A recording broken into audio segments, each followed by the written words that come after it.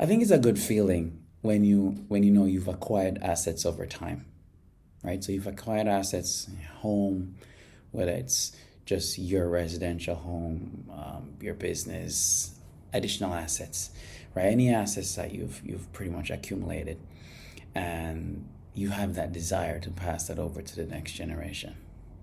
Now, here's a big question.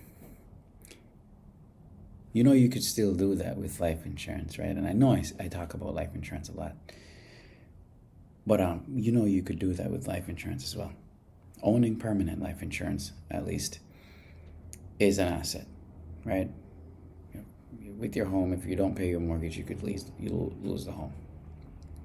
Similarly, with the permanent life insurance, as long as you're paying your premiums, the policy remains in force, and ultimately will go over to the next generation. But I want you to hear me out for a second. If it is that you want to make sure that you're not just leaving money behind, ultimately having additional planning, right? Whether you have trust in place, using the Rockefeller method, ultimately, just making sure that you have a whole plan, a whole team in place, that when that money goes over, that money is being used to create or perpetuate wealth, right? It's making sure that you're not just leaving over this lump sum of money that could just be squandered. You want to make sure that their college is paid for.